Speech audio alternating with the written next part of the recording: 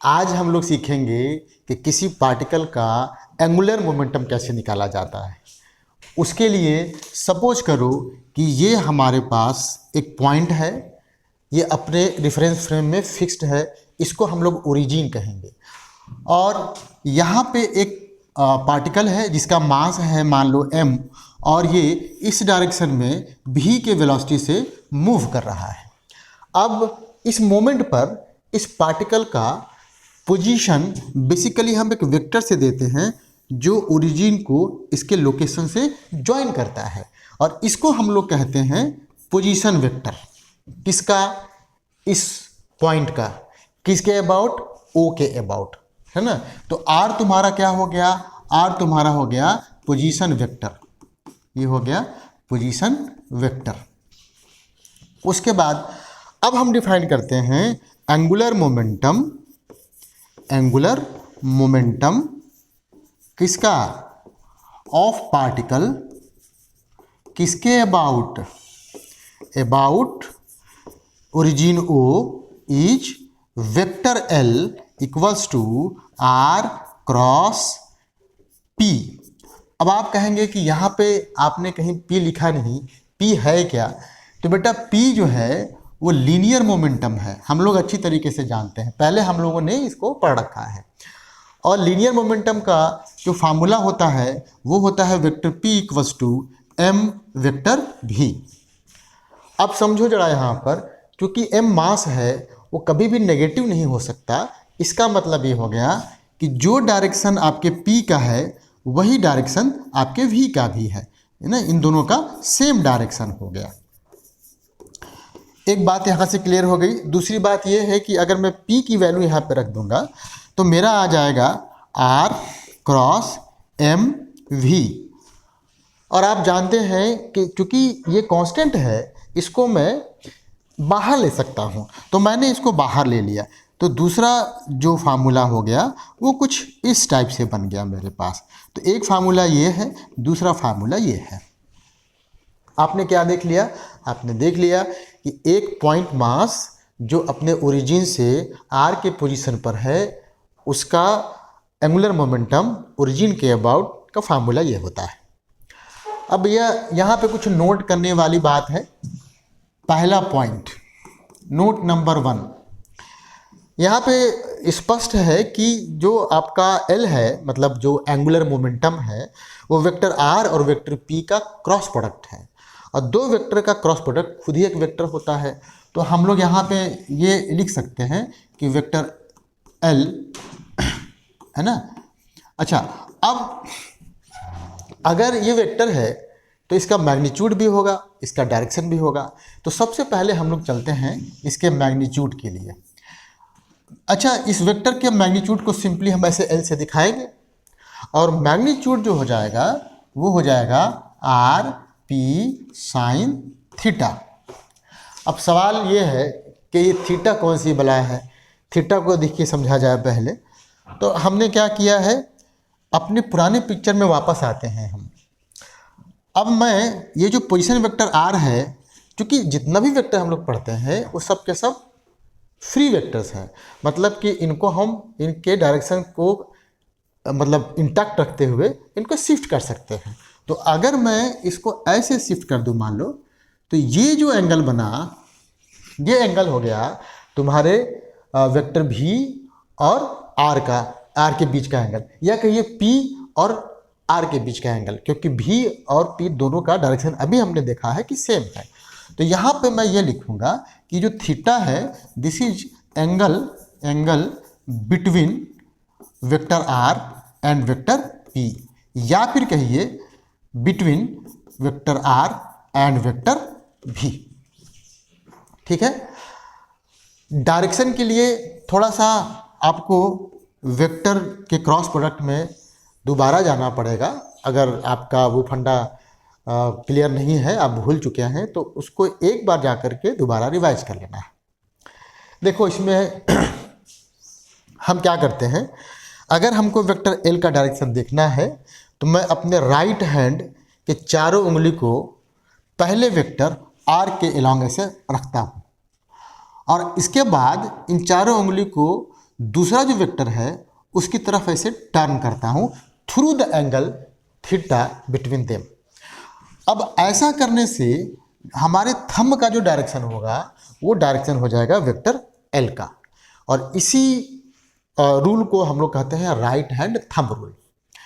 Right hand thumb rule का एक दूसरा भी फॉर्मेट है जिसको हम लोग कहते हैं राइट हैंड स्क्रू रूल। दोनों में से कोई भी आप यूज करेंगे तो वेक्टर एल का डायरेक्शन आपका निकल जाएगा। इस केस में देखो जरा, इस केस में वेक्टर एल का जो डायरेक्शन है वो अपने इस बोर्ड के परपेंडिकुलर है। किधर की तरफ? इधर की तरफ। अब आप समझिए, तो इसको मैं लिख सकता हूं कि डायरेक्शन जो है, direction of vector L is perpendicular to, अच्छा किसके किसके परपेंडिकुलर हो गया, थोड़ा सा और डिटेल में चलते हैं। तो ये वेक्टर आर के भी परपेंडिकुलर है, वेक्टर पी के भी परपेंडिकुलर है, या ऐसे कहिए कि उस प्लेन के परपेंडिकुलर है जिस प्लेन में हमारा वेक्टर आर और वेक्टर पी लाई करता है। तो मैं ये दोनों बातें लिख दे रहा हूँ, है ना। Direction of L is perpendicular to both R and P, या कहिए perpendicular to the plane containing, है ना, containing vector R and vector P. ठीक, और given by right hand thumb rule. यहाँ पे आप ऐसे समझ सकते हैं, given by right hand thumb rule या राइट हैंड स्क्रू रूल, जो भी आपको समझ में आता है इन दोनों में से आप कोई भी रूल लगा सकते हैं। ठीक, यहाँ तक तो बहुत ही बेसिक सा आइडिया निकल गया हमको। यह हमने एक पार्टिकल का एंगुलर मोमेंटम निकाल लिया, उसका मैग्नीट्यूड निकाल लिया, उसका डायरेक्शन निकाल लिया। अब थोड़ा सा इसमें कुछ दो स्पेशल बातें हैं, जरा समझिएगा। इसमें थीटा आपका अगर जीरो हो जाए, कहने का मतलब ये है थीटा जीरो हो जाए तो इसका मतलब ये हो गया कि ये आपका ओरिजिन था, ये पोजीशन वेक्टर था आर, यहाँ पे था मान लो पार्टिकल, और ये पार्टिकल भी इसी डायरेक्शन में जा रहा था, तभी तो वेक्टर आर और वेक्टर पी के बीच का एंगल जीरो होगा। तो अगर थीटा जीरो हो जाए इसका मतलब है कि चूंकि साइन जीरो की वैल्यू भी जीरो हो जाता है तो एल हमारा जीरो हो जाएगा। एल कितना हो जाएगा? एल जीरो हो जाएगा। मैं एक और चीज़ निकाल सकता हूं कि भाई मान लो कि थीटा हमारा 180 डिग्री हो जाए, थीटा जीरो था ऐसे। यहाँ देखिए, ये आपका ओरिजिन है, ये पोजीशन वेक्टर है आर, यहाँ पे पार्टिकल जो था अब पोजीशन वेक्टर के उल्टे डायरेक्शन में, कहने का मतलब ऐसे जा रहा था, इधर इसका पी था। तो हम लोग ये भी जानते हैं कि साइन 180 डिग्री की वैल्यू भी जीरो होता है, तो इस केस में भी आपका जीरो हो जाएगा, है ना। और ये दोनों जो वैल्यूज़ हैं वो बेसिकली एंगुलर मोमेंटम के मिनिमम वैल्यूज़ हैं। तो आप क्या कहेंगे कि एल कब मिनिमम होगा? जब थीटा की वैल्यू जीरो हो जाए या 180 डिग्री हो जाए। कितना होगा मिनिमम वैल्यू? वो जीरो के बराबर होगा, क्योंकि दोनों ही केस में हमारा एल जीरो हो गया। ठीक, अब एक और बात आएगी कि भैया एल मैक्सिमम कब होगा, तो आप मेरे ख्याल से समझते होंगे। एल मैक्सिमम कब होगा? जब ये वाला मैक्सिमम हो जाए, और साइन थीटा की वैल्यू मैक्सिमम होने का मतलब है कि थीटा की वैल्यू 90 डिग्री होना चाहिए। दूसरे लैंग्वेज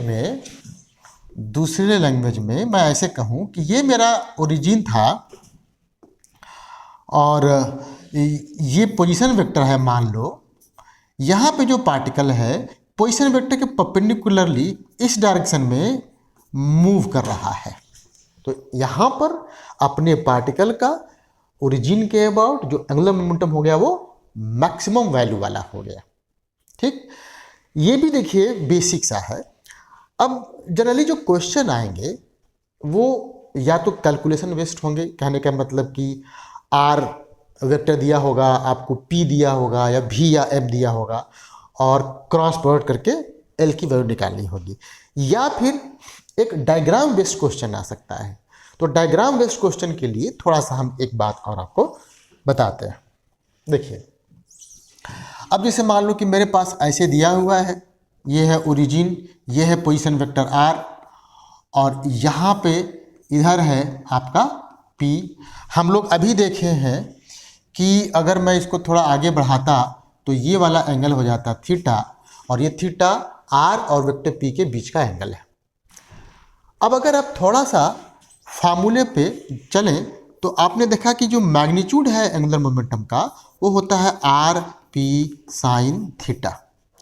भाई मैं एक काम करता हूँ, मैंने आर साइन थीटा ऐसे लिख दिया और पी को ऐसे लिख दिया, मेरे ख्याल से कोई भी गलती तो हुई नहीं, है ना। अब समझो अगर आर साइन थीटा हमको चाहिए तो मैं क्या करूँगा, मैं बेसिकली ये देखिए इसको आगे बढ़ाऊंगा, देखिए ये ऐसे आगे बढ़ाता हूँ और यहाँ से इस पे डाल दूंगा परपेंडिकुलर। सोचो अगर ये थीटा है तो बेटा ये भी थीटा हो गया, यहाँ से यहाँ तक आर था आपका, तो ये वाला जो हो जाएगा वो आर साइन थीटा हो गया। आप इसको बड़ा प्यार से आर परपेंडिकुलर और पी ऐसे लिख दीजिए। मतलब ये हो गया कि अगर मुझे डायग्राम में आर और वेक्टर पी गिवन है तो मैं एक काम कर सकता हूँ कि अपने ओरिजिन से वेक्टर पी का जो लाइन ऑफ एक्शन है उस पर परपेंडिकुलर ड्रॉप कर सकता हूँ। उस परपेंडिकुलर का जो लेंथ होगा उसको वेक्टर पी का जो मैग्नीट्यूड है, मतलब लीनियर मोमेंटम का जो मैग्नीट्यूड है, उसके साथ मल्टीप्लाई कर दूंगा, तो भी मेरा पॉइंट ओ के अबाउट पार्टिकल का एंगुलर मोमेंटम का मैग्नीट्यूड निकल जाएगा।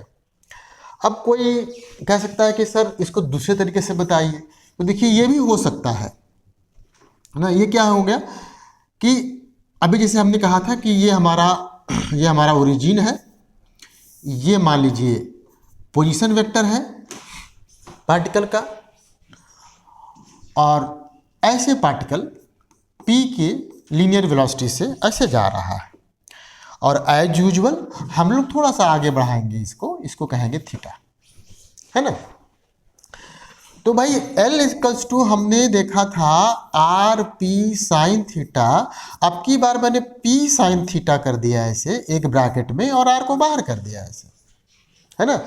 अब बताओ P साइन थीटा कैसे निकालोगे। ये देखो सारा वेक्टर का खेल है, जिसको वेक्टर आता है उसको बहुत आसान लगेगा, जिसको वेक्टर नहीं आता है उसको ये बहुत कठिन लगेगा। तो सबसे पहला काम तुम्हारा ये है कि वेक्टर का जो फंडामेंटल है वो प्रॉपरली पहले समझ लो, उसके बाद तब इस टॉपिक को देखो, ज़्यादा बेहतर होगा। अच्छा यहाँ देखो ये जो वेक्टर P है और ये अगर मैं ऐसे R के परपेंडिकुलर ऐसे इसका कंपोनेंट निकालूंगा तो ये P साइन थीटा होगा, क्योंकि इधर P कॉस थीटा हो जाता है, राइट। तो मैं इसको ऐसे लिख दूं P परपेंडिकुलर इंटू R। अब आप इसको कैसे इंटरप्रीट करेंगे, इसको आप कहेंगे कि अगर मुझे पॉइंट O के अबाउट पॉइंट मास का एंगुलर मोमेंटम निकालना है तो मैं उसके पोजीशन वेक्टर का मैग्नीट्यूड लिखूंगा और उसको मल्टीप्लाई कर दूंगा इसके मोमेंटम का इस R के परपेंडिकुलर कंपोनेंट से, है ना। देखिए एंगुलर मोमेंटम के परपेंडिकुलर कंपोनेंट से आपने R के मैग्नीट्यूड को मल्टीप्लाई कर दिया है।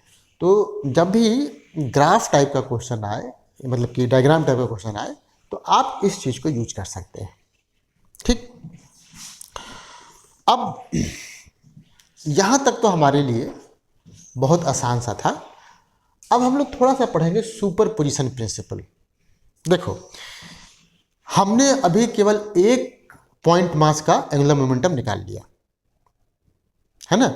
अगर मेरे पास एक ऐसा सिस्टम है जिसमें एक से ज़्यादा पार्टिकल्स हैं और उस सिस्टम का किसी गिवन पॉइंट O के अबाउट एंगुलर मोमेंटम निकालना है, तो मैं क्या करूँगा, मैं सारे पार्टिकल का एंगुलर मोमेंटम पॉइंट O के अबाउट निकालूंगा और उन सारे एंगुलर मोमेंटम्स का सम कर दूंगा वेक्टर के हिसाब से, तो वो सुपर पोजिशन प्रिंसिपल हो जाएगा। कहने का मतलब ये है कि मान लीजिए कि 1 पॉइंट 2 पॉइंट 3 पॉइंट 4 पॉइंट इतने सारे पॉइंट मासेज हैं, ये आपका ओरिजिन है, ये मान लो R1 पोजीशन है इसका, इसको मान लो R2 पोजीशन है, इसको मान लो R3 पोजीशन है ना, इसको मान लो ऐसे ही R4 पोजीशन है। यहाँ पर इस डायरेक्शन में P1 के वेलोसिटी से मोमेंटम से जा रहा है ये, इस डायरेक्शन में मान लो P2 के मोमेंटम से जा रहा है, इस डायरेक्शन में मान लो P3 के मोमेंटम से जा रहा है, मतलब कैसे भी आप मान सकते हैं, अजी P4 के मोमेंटम से जा रहा है। तो इस पूरे सिस्टम का अगर आपको एंगुलर मोमेंटम इस पॉइंट O के अबाउट निकालना है, तो जैसा कि ये प्रिंसिपल बताता है कि इसको आप लिखोगे vector L equals to L1 plus L2 plus L3 है ना, plus L4 and so on. L1 क्या हो जाएगा, L1 हो जाएगा आपका R1 क्रॉस P1 है ना, L2 हो जाएगा R2 क्रॉस P2, और इसी तरीके से सारे टर्म्स को आप लिख दीजिए और जो भी आता है उसको वेक्टर के सम में आप ऐड कर दीजिए, आपके पूरे सिस्टम का एंगुलर मोमेंटम निकल गया।